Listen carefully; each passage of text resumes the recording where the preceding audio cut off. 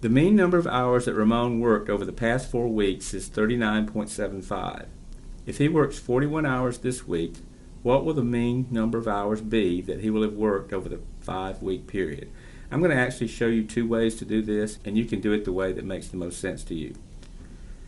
First of all, let's throw some variables in here because this is basically an algebra problem any way you slice it.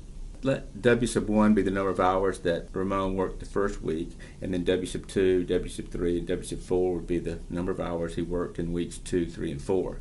They tell us that over the past 4 weeks, he's averaged 39.75 hours per week. What that means is, if you take his first 4 weeks and average them, which means you add up and divide by 4, you come out with 39.75.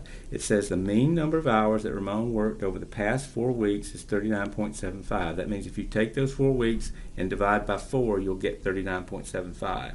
If I want to work with this equation, I probably want to get rid of that fraction. So what I can do is I can multiply both sides by 4. If I multiply the left-hand side by 4, that 4 divides out with that one, but I have to multiply the right-hand side by 4 as well.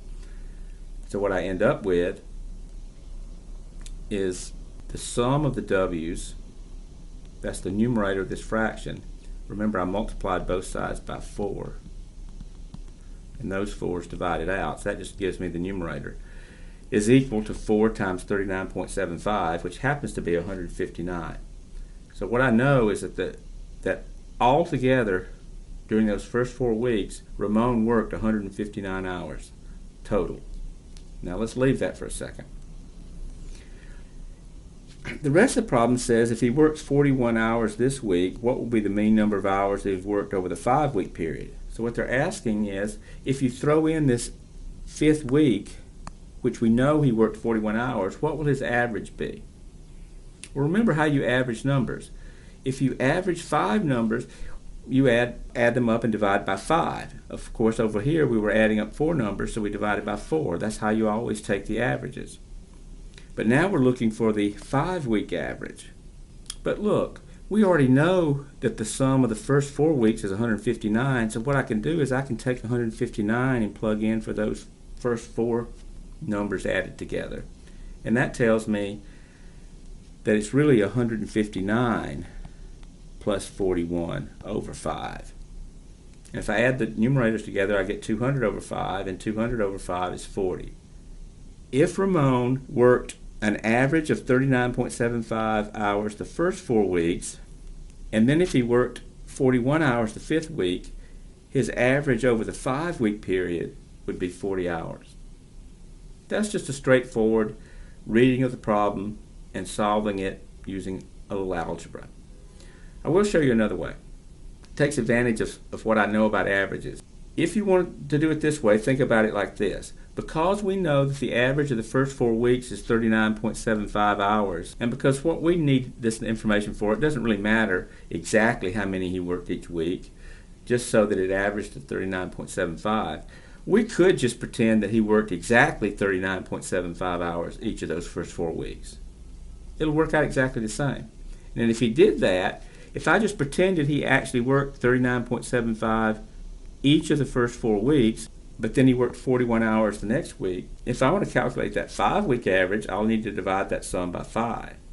If you add up those numbers, it comes out at 200. Well, 200 over 5 is 40. Exact same answer we got before. Can you see those two answers exactly the same? So it depends on which way makes most sense to you. The first way was more brute force, just using a little bit of algebra.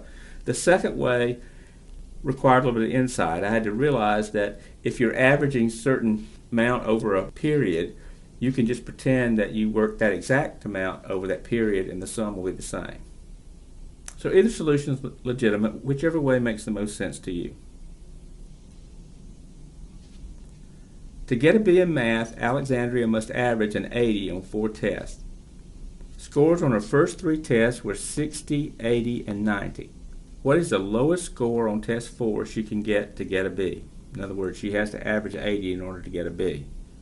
And we want the score to be an integer. Well, that's pretty straightforward. If we want to average and get a B, you have to first average all her scores. We know she made a 60 and she made an 80, and she made a 90, and we don't know what she has to make on test 4 because that's what we're looking for, so we'll just put in an x or a t sub 4, whatever variable you're comfortable using, and divide it by 4 in order to turn it into an average.